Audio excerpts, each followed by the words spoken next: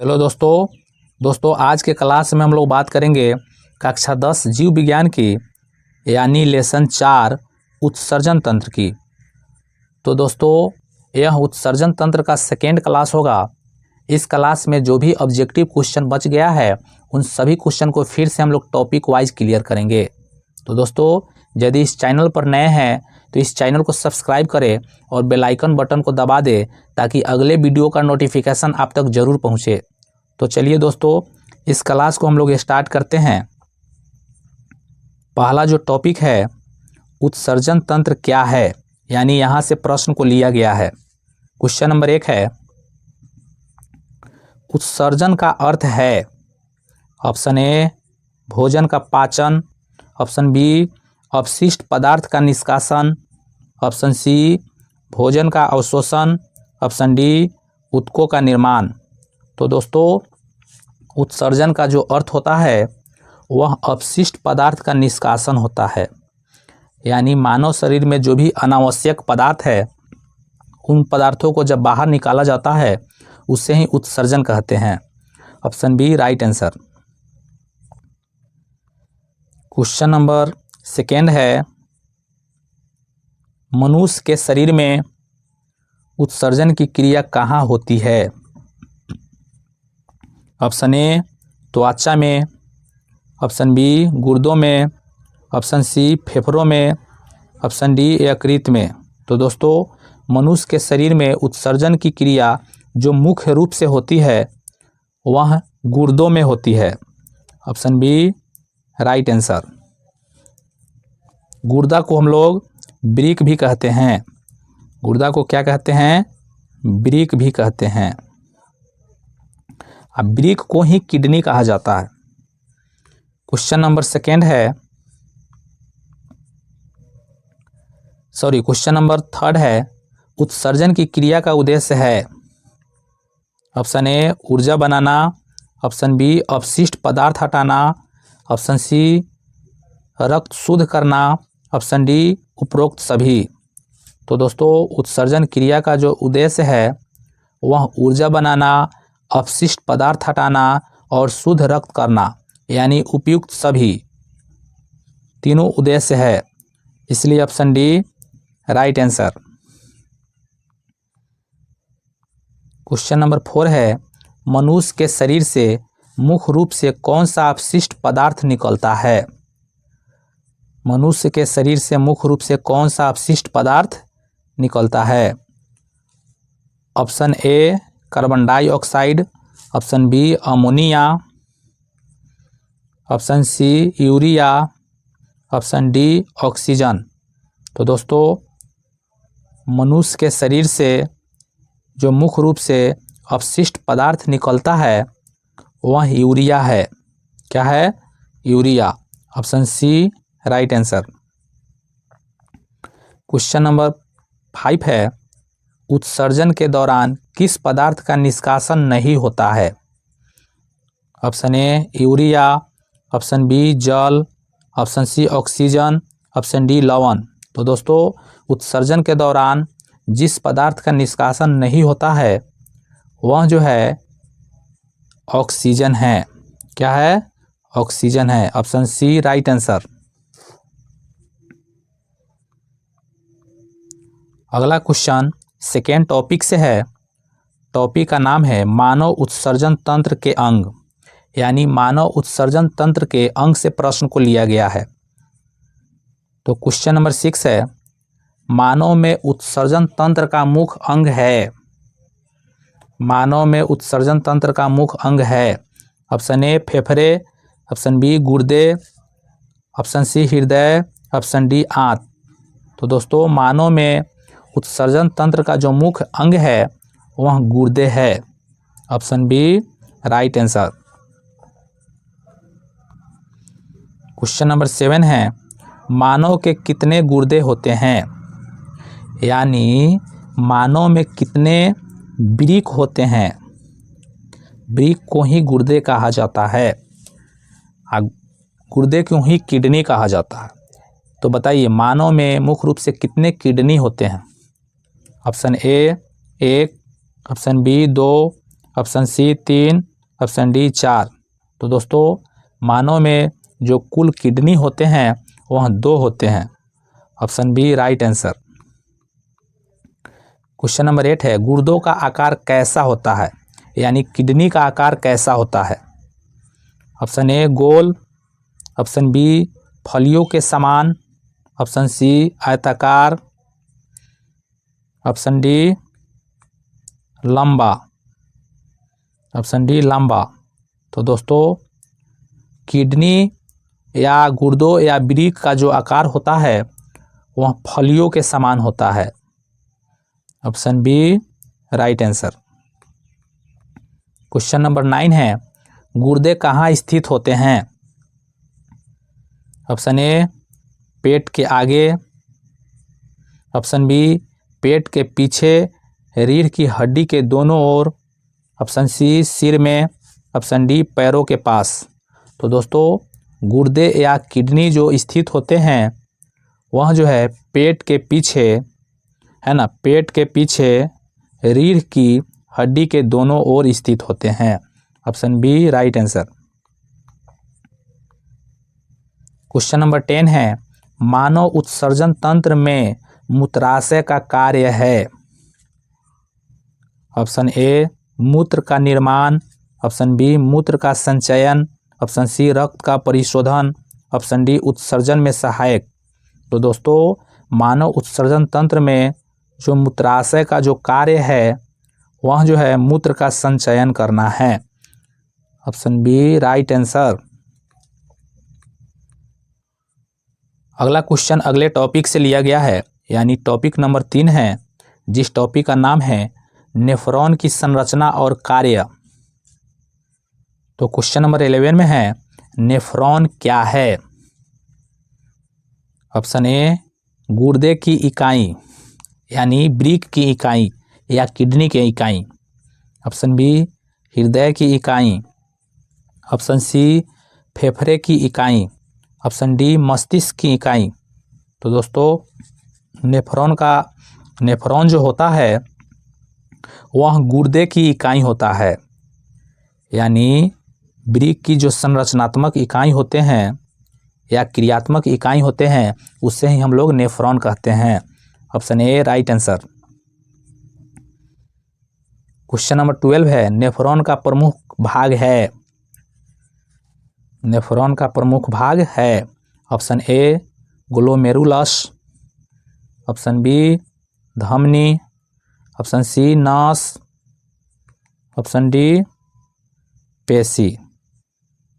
तो दोस्तों नेफ्रॉन का जो प्रमुख भाग है वह ग्लोमेरुलस है। ऑप्शन ए राइट आंसर। क्वेश्चन नंबर 13 है, नेफ्रॉन का कार्य है, यानी नेफ्रॉन का कार्य क्या है। ऑप्शन ए रक्त का निर्माण, ऑप्शन बी मूत्र का निर्माण, ऑप्शन सी ऑक्सीजन का उत्पादन, ऑप्शन डी पाचन।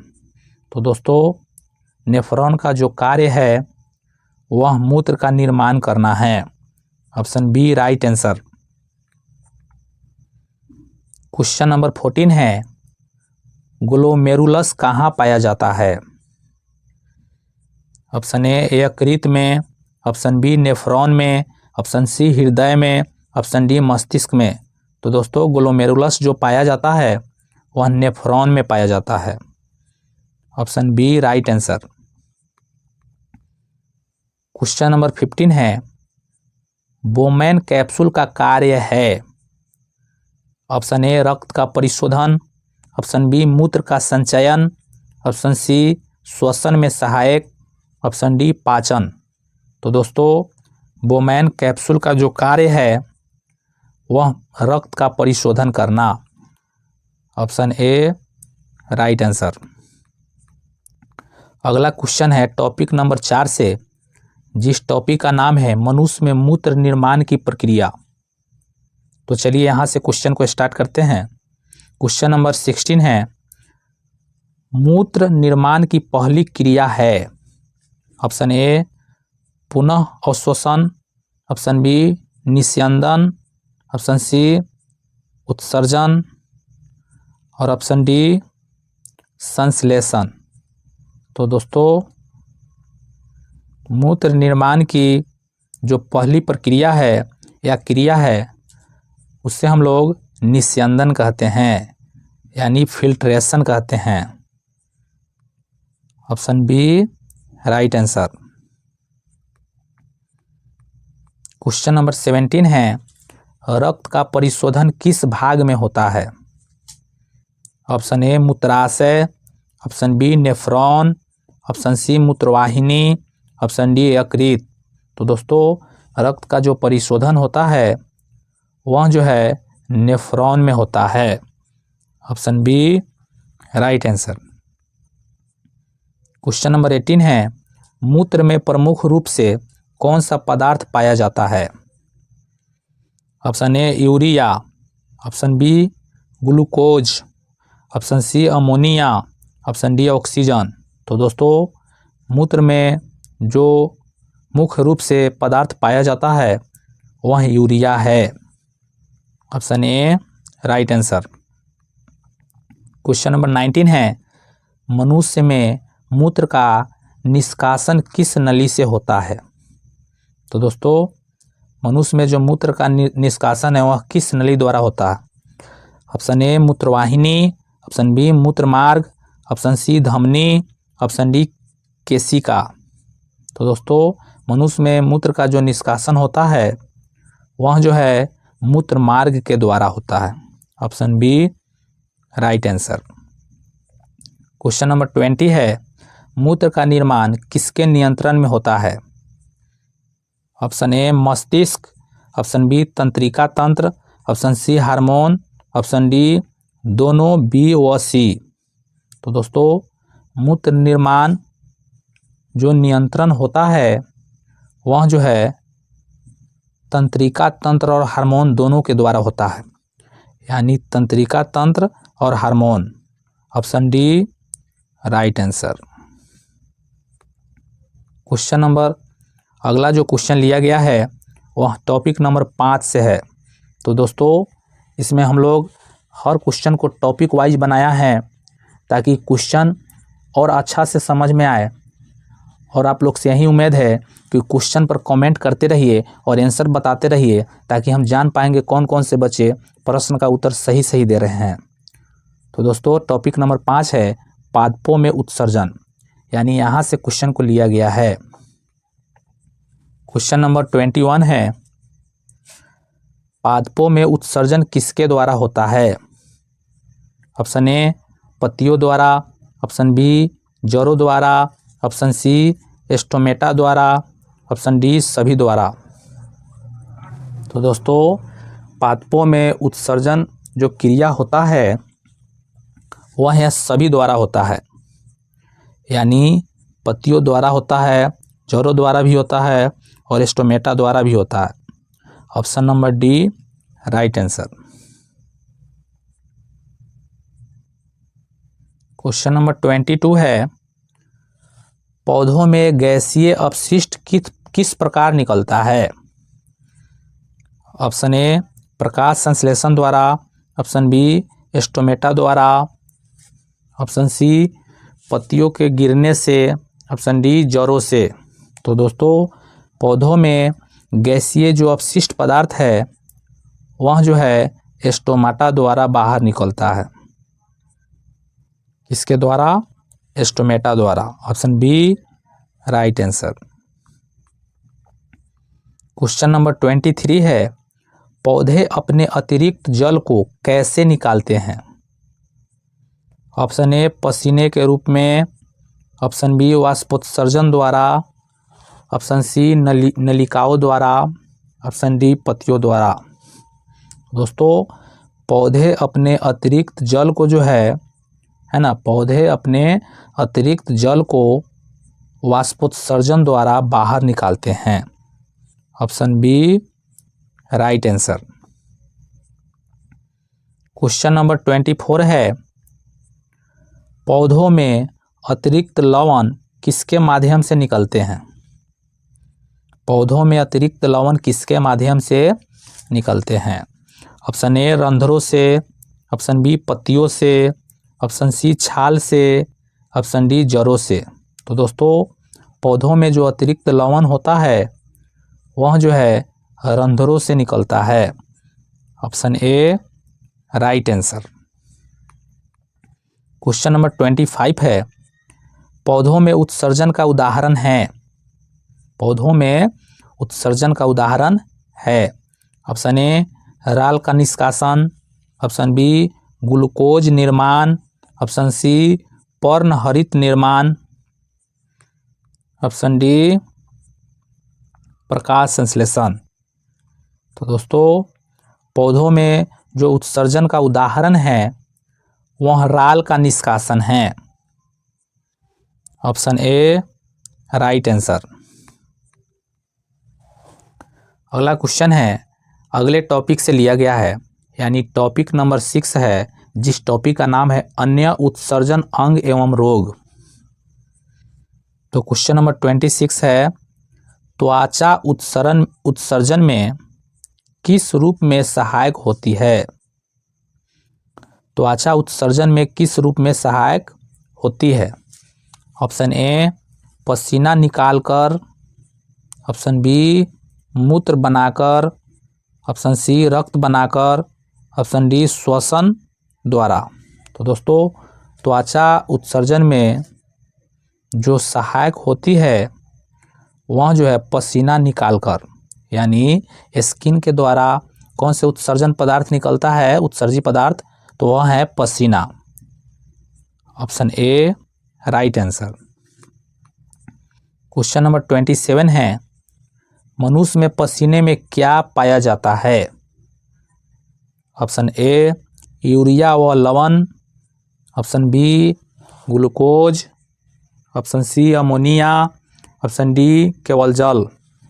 तो दोस्तों मनुष्य में पसीने में जो पाया जाता है वह यूरिया व लवण है। Option A right answer.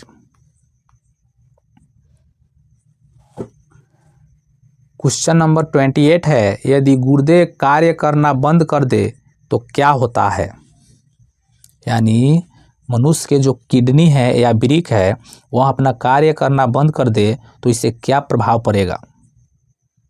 Option A अधिक पसीना आता है, ऑप्शन बी रक्त में विषैले पदार्थ एकत्रित हो जाते हैं, ऑप्शन सी भोजन पचता नहीं, ऑप्शन डी श्वसन रुक जाता है। तो दोस्तों यदि गुर्दे कार्य करना बंद कर दे तो इससे जो है रक्त में विषैले पदार्थ एकत्रित हो जाते हैं, यानी ब्लड में, खून में जो भी विषैले पदार्थ है वह जमा हो जाते हैं। Option B right answer. Question number 29 है, डायलिसिस किस अंग से जुड़ा है। डायलिसिस किस अंग से जुड़ा है। ऑप्शन ए यकृत, ऑप्शन बी गुर्दे, ऑप्शन सी फेफड़े, ऑप्शन डी हृदय।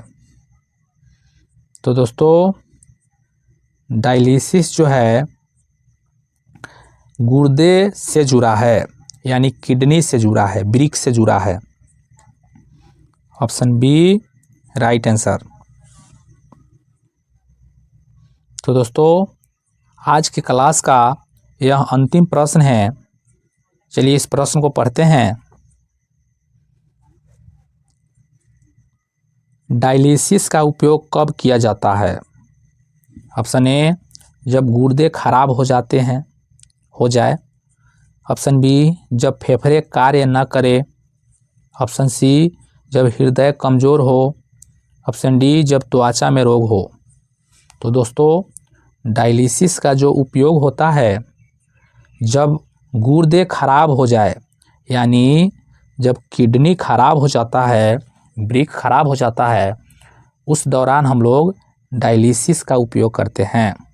तो दोस्तों आज के लिए यही 30 प्रश्न था। हम चाहेंगे सभी बच्चे मेरे चैनल को सब्सक्राइब कर दे ताकि अगले पार्ट हम बनाएं तो उसका नोटिफिकेशन ज़रूर जाए आप लोग के पास। तो दोस्तों आज के लिए आज की क्लास यही था।